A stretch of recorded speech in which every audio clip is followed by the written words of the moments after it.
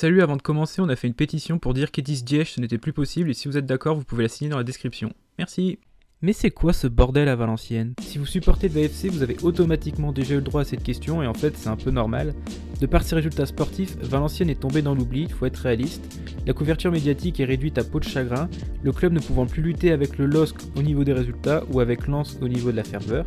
Mais récemment, le club a refait surface médiatiquement grâce à sa vente et beaucoup, découvrant ou redécouvrant la situation du club, nous interrogeaient sur les origines d'un tel merdier. Cette vidéo ne s'adresse pas tant aux derniers irréductibles du Hainaut, mais à ceux qui souhaitent comprendre en 5 minutes ce qui s'est passé en 5 ans. Alors, c'est quoi ce bordel à Valenciennes? Un bilan sportif inexistant. Alors on va passer très vite sur le bilan sportif. Les 4 dernières saisons valenciennoises c'est un copier-coller, grosso modo avec un départ canon au mois d'août, un mois d'octobre et novembre à l'arrache qui nous mettent dans le ventre mou, janvier-février avec un rythme de lanterne rouge, puis un réveil et un maintien dans le ventre mou à 2 journées de la fin. Déprimant, mais pas suffisant pour expliquer pourquoi une telle colère chez les supporters, vous allez me dire. Eh bien accrochez-vous, c'est maintenant qu'on va commencer à rigoler. Une gestion mercato calamiteuse. Regardez-moi ces 10 joueurs de champ. Vous vous dites, à vue de nez, que ça a largement le niveau pour être une bonne équipe de Ligue 1, non? Alors sachez qu'on l'a vendu pour 14 millions d'euros en tout. Donc vous pensez qu'il vaut combien en ce moment? Allez, faites une proposition. Allez-y. Vous dites 94 millions. Alors je vous vois venir les experts économistes là qui travaillent au FMI. Alors ouais, y a l'inflation et puis la Ligue 1, tout ça, les droits télé, ils étaient mieux exposés donc leur prix a grimpé. Alors oui, peut-être, mais ça justifie pas un trou de 80 putains de millions d'euros.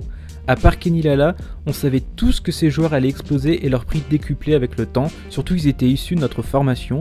On arrive ici au cœur du désamour entre Ziyech et ses supporters. À chaque vente d'une pépite, ils justifiaient que celle-ci serait la dernière afin d'équilibrer les comptes et qu'ensuite tout irait mieux. C'est même devenu un running gag dans les rangs valenciennois comme le montre cette banderole.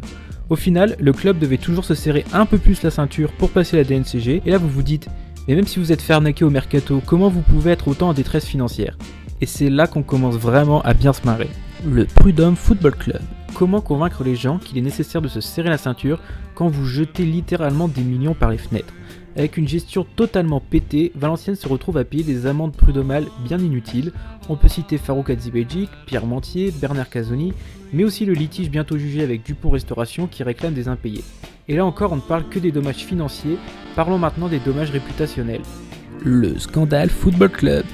On peut citer la fois où on a refusé de laisser sa recette à Évreux, club amateur de Coupe de France, la fois où coach Farouk a été licencié mais en fait non, mais en fait si, mais en fait on sait pas, ou encore le feuilleton des tensions ouvertes entre le club et son association. Bref, je vais pas vous faire un catalogue parce que sinon la vidéo sera bien trop longue, mais le constat est là. Le tout sublimé par une communication pathétique à base de communiquer sur les réseaux sociaux aussi vite qu'inutile, mais le souci c'est que dans ce bordel, il y a des supporters. Et les supporters dans tout ça? Parce que oui, il reste encore des supporters au stade du Hainaut, et autant vous dire que la tendance est unanime. En début de saison, voyant l'éternel scénario recommencer, tout le monde s'est uni pour exprimer son ras-bol de manière unifiée derrière l'action Un projet pour VA. Après des semaines de contestation, une réunion a eu lieu et vous vous doutez bien que tout a été fait par la direction pour calmer la situation. Vous êtes les cancers du VFC. Vous vous dites que si Etis Ziyech est encore en place, c'est que personne d'autre ne veut la place. Bande de naïfs. Une vente avortée. Pendant la réunion, les supporters ont demandé si Partouche, jusque-là actionnaire minoritaire du club mais intéressé dans son rachat, pourrait reprendre le club. Ziyech a répondu avec audace n'avoir jamais reçu aucune offre. Ayant eu vent de ça, Partouche a tweeté qu'il n'avait fait aucune offre uniquement parce que le club n'était pas en vente officiellement. La tuile pour Ziyech qui, dans un éclair de lucidité, semble avoir enfin compris que plus personne ne voulait de lui. Il décide de mettre le club en vente officiellement et Patrick Partouche formule alors une offre dont le montant précis n'est pas connu.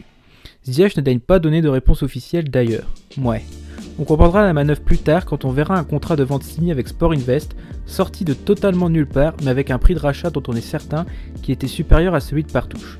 Donc entre le projet sérieux et de longue date et celui loufoque avec une somme astronomique, je vous laisse deviner ce qui a été retenu. La vente est signée en décembre, mais patatras, en janvier, Ziyech bloque la vente car il n'aurait reçu aucune garantie pour les fonds du rachat. Certains diront que Ziyech n'avait jamais eu l'intention de vendre et jouer la montre, d'autres qu'il a été trop gourmand. La chose dont nous sommes certains, rien n'avance et ça commence à bien saouler tout le monde. Et maintenant, on fait quoi?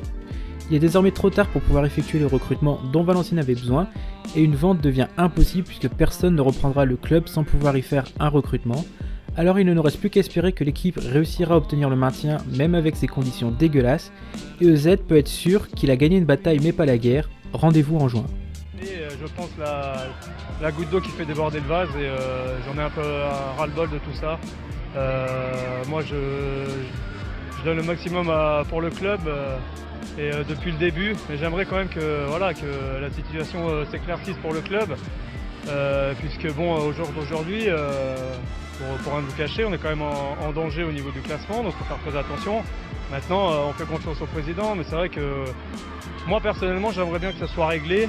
Je ne sais pas si je m'arrêterai à la fin de la saison, tout dépend de ma condition physique au mois de mai, si psychologiquement j'ai encore envie, mais pour le moment voilà, j'en suis là. Donc je fais durer le plaisir jusqu'au mois de mai, après on verra. Merci.